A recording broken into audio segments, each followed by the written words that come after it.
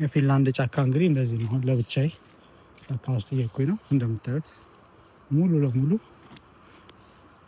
እዚህም በዚህ የምታዩት ጫካ ነው። እዚህ አንዳንድ ያልቀለጡ በረዶች አሉ። እነሱን እየተጠነቀቅን ዝም ብሎ መሄድ ነው ማለት ነው። አሁን እኔ ባገኘሁት አላውቀውም ወዴት እንደሚሄድ ራሱ እውነት ለመናገር አላውቀውም። ግን ምንም ዘንዶ የለ፣ አንበሳ፣ ጅብ የለ፣ አውራሪስ፣ ነብር የለ፣ አነር። ስለዚህ ዝም ብዬ እዚህ ጋር ብቻ ስሮቹ እነዚህ የዛፎቹ ስሮች ጠንካራ ናቸው፣ ሊያዳልጡኝ እንዳይችሉ ከበረዶ ጋር ተደማምረው እንጂ ሌላ ነገር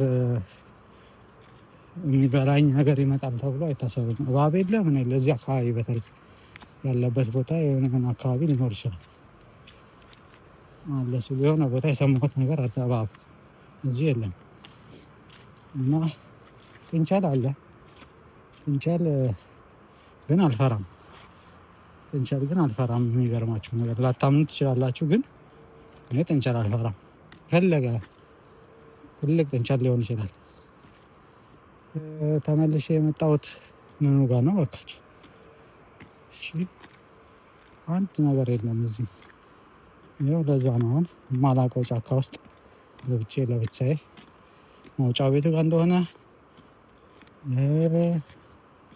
ምንም ዝም ብሎ መንገድ የሚመስል ነገር ሳይ እንደዚህ እየሄድኩኝ ነው። የተሻለ መንገድ የሚመስለውን ዝም ብሎ ይዞ መሄድ ነው። እዛ የት ነው የሚያወጣኝ? እንግዲህ ስንወጣ ነው የምናውቀው። እሱ ምን አስቸኮላል? እንትች ጋር በዚህ ጋር የሆነ መውጫ ያለ ይመስላል። እስኪ እንግዲህ ዝም ብለን እንደዚህ እንሂድ። ሰዎች የሄዱበት መንገድ እና እንደዚህ እንጨቱ ሲወድቅ አሁን እንደዚህ የምናየው ተሰባብሮ የሚወድቀው እንጨት ምናምን ማንም አይነካውም፣ ወይም ዝም ብሎ ኮሌክት ማድረግም አይቻልም። እንዲነካም አይፈለግም። እንዲሁ ነው የሚተዉት። ቆርጠው የሚወስዱት አለ፣ በየተወሰነ ጊዜ እየቆረጡ የሚተኩት ምናምን አለ። እንትናቸውን ህጋቸውን ጠብቀው ማለት ነው። ከዛ ውጭ ዝም ብሎ ደስ ያለው ሰው ወይ እቺ ነገር ለማቀጣጠያ እቺ ነገር ለማገዶ ትሆናለች ምናምን ብሎ ማንሳት የለም። እንደዛ የሚፈልገውም ሰው ዝም ያለ አይመስለኝም። እንደምታዩት ነው በየቦታው እንደዚህ ነው።